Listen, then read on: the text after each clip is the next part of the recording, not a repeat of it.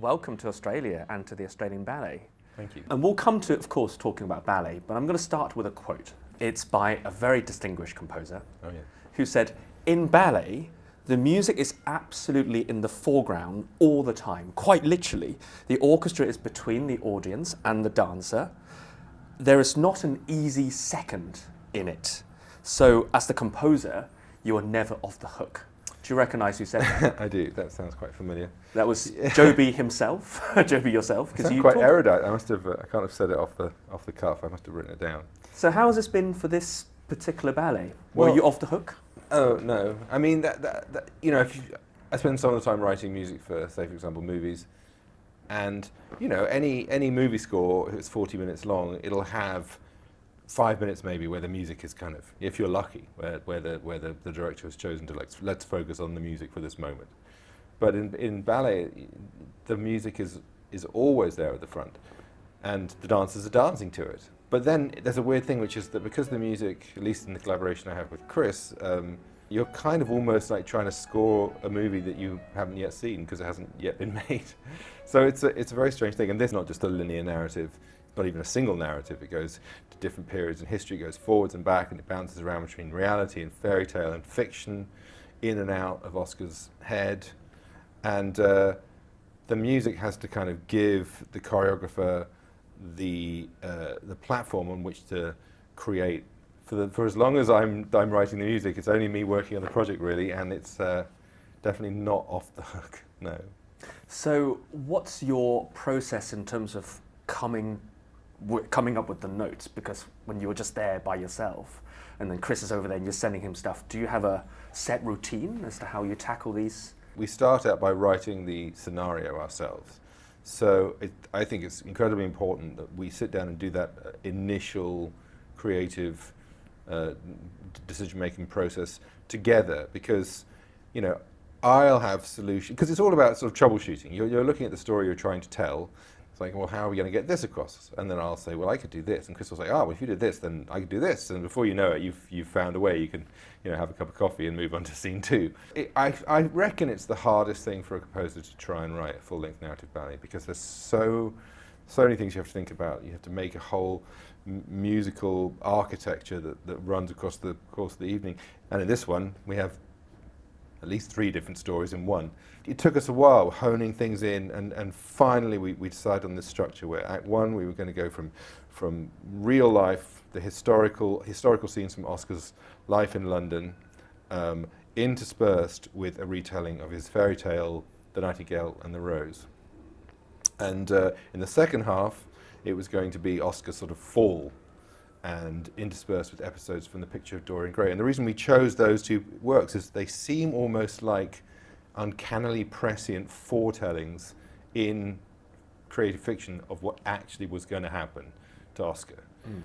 And actually, in putting the piece together, that is so effective, because where the art crosses with the real, where the plays and the drama crosses with the real life has been actually really powerful and really moving. I remember when I came to your studio in London, how excited you were by Act 2. And that's the act where there's a huge amount of electronics element, but also there's a great flow through it. And how that contrasts with the structured vignettes is not quite the right word, but the jumping or the setup, or the potential energy that Act 1 sets up. Yeah. It's the structural gradation of the piece. It's been one of the many things that have really struck me. That's been brilliant. Thank you. Well, I'm glad you think so, because I do think that structure is the most important thing when you're trying to write any kind of large-scale piece of music. But also colour. You mentioned earlier, well, we talked a little bit about the electronics, but in this score you also have a voice. You have a mezzo-soprano. I do. There's also a narrator on stage. Yes. And of course, it wouldn't be Joby Talbot without some really beautiful and mesmerizing, but also eclectic colours in the orchestra. In balancing that, of course, fairy tale gives you the possibility for it all. But what about the Victorian uptight society? Did you have to almost straitjacket yourself a little bit? Yes. I've tried to write something that I wasn't trying to write 19th century pastiche music, but I wanted to write something that you can somehow imagine in a parallel version of the 19th century, you know, might not seem entirely out of place. I don't know how it comes across to you, but that was my thinking. And then we do actually quote some actual real life 19th century like music hall song. There was in the scene where they go to the sort of secret gay club. They were called molly houses apparently in Victorian England, and it was a quite common thing. And they were up until everything changed after Oscar's trial.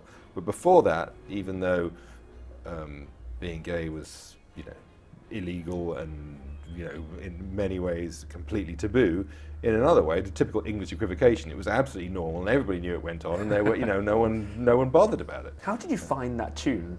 I did some research about what were the sort of iconic gay songs of Victorian London, and there was this song called Hildegard Montrose, and it describes a character who could be Oscar, this very sort of like theatrical, flamboyant, effete wit, who all the ladies absolutely dote on, and the sort of the nudge and wink wink joke in the song is that all the ladies can dote on him as much as they like. That's not what he's really going to be interested in, and this is a song that they would have that everybody in the club that we're in the ballet would recognise this song, and they would get the joke, and they would be singing along. So I was trying to get this kind of sense of a kind of bawdy, fun, kind of devil-may-care environment. But what about the singer? The inclusion of the voice of the nightingale. Yeah. Well, in the fairy story, the nightingale sings herself to death. She sings the most exquisite, the most beautiful nightingale song as she's sacrificing her life so that the student can have his red rose and get to dance with the Chancellor's daughter. We tried to create this thing where it sort of suggests vocals in the orchestration and in the sound design whenever she's there. But then when she starts to sing that song, this ethereal human voice emerges into the sound picture, and embedded within it, if we can get the balances just right, embedded within it is an actual recording of a nightingale. So it's almost like it's a human voice, but with the reality of a nightingale singing within it. That's the conceit, anyhow. Yeah, that's always such a beautiful, magical moment. Actually, that's often overused word, but I think there's just so many colours and themes in it, and you've touched on some of those already. But what about Chris in all your collaboration? How is this different for him compared to other ballets of Chris's you've seen? He seems to me to have been having just an absolute whale of a time making this piece here. I think it's partly the company itself and the resources he's been given, which I think has made him very happy.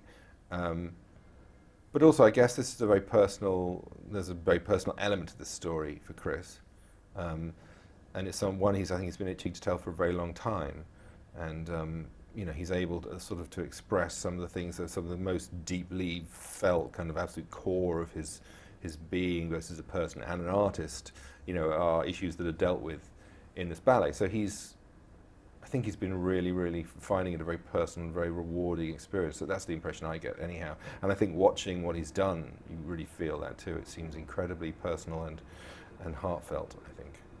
So what do you think our audience should leave feeling? Well, I always, when any of these big pieces I try to write, particularly with an artist like Chris, I'm trying to take the audience on an extraordinary journey that they could never have foreseen, and leave them a different person at the end of the show when they're spat out onto Collins Street. That they'll be a changed person from when they went into the theatre in whatever small way. And for me, the key thing is if we can set these characters up in a way that you can't, even though you're only seeing them dance, you're not talking to them. They're not. You're not meeting them in any sense that's real. But if you can feel you know them enough, and you're emotionally invested in them enough that when the denouement happens and we reveal what happened to Oscar, it actually does have some kind of emotional impact. So we're trying to leave people, I think, with a sense of what an amazing, extraordinary person, and what a complicated and tragic and sort of pitiful and disastrous story it was. But out of all that comes some of the most beautiful works and funny and thought-provoking works in the history of human art. I don't think we can follow that up with anything else. Joby, thank you so much. Pleasure.